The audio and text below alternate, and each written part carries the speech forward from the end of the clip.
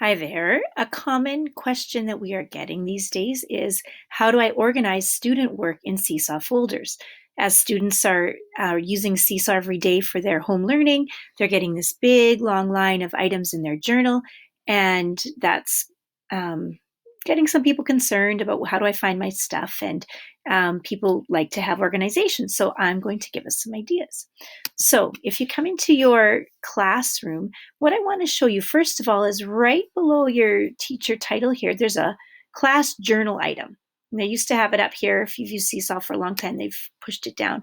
If you click on that folder, it shows you all the folders that you have created. And if I clicked on any one of these, it would show me as the teacher all of the items that were in that particular folder. Okay, so they're going to load and they're all down here, so I could check all the items in a folder that way. So you've noticed the folder's brown color because that's the color of the certain folder that I'm in. I can come to the bottom. If I click Manage Folders, that will allow me to create some new folders. So that's something that you certainly want to be able to do. Now, the question more is how do we get student folders working? So in your wrench, you're going to come into your class settings, and you're going to scroll down toward the bottom to where it's folders, and you may have your folder set to teachers if you're using them. But if you want to have students start to do the organizing, you're going to click it to student and teachers. What this will do is anytime that a student is going to post something, it's going to prompt them to pick a folder. And they can't use that little green check mark until they have assigned it to a folder. So we're going to turn that on.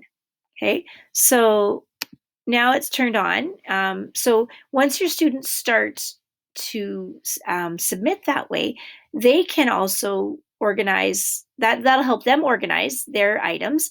And this is how they will take a look at them. So I'm going to go into student 12.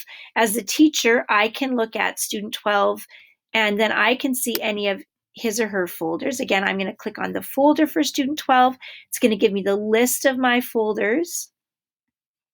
I have mine by school. You would have yours by topic.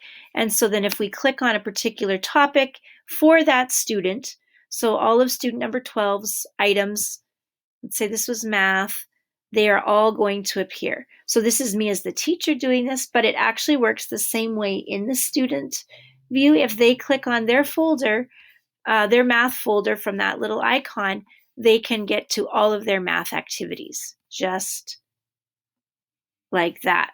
So now let's say we have an item here. We're going to go back to student 12. I'm going to go back to everything. Here's all my items. And if I have an item as a student that I haven't put into a folder, because let's say we're just starting to do that, once you've turned on the students can manage folders, they can do that. So here's a student item, and you can do this. The student can come back and do this. They can click on the little folder icon, and then they can assign that to a particular school. That's what it will look like if they go back and assign folders, or if you've turned on the setting going forward, they will have to assign folders like that. So even though each student will continue to see all of their items in this big journal, they can navigate their items through the folders very easily, and we'll do a video so that we can send that to them specifically to show them how to do that.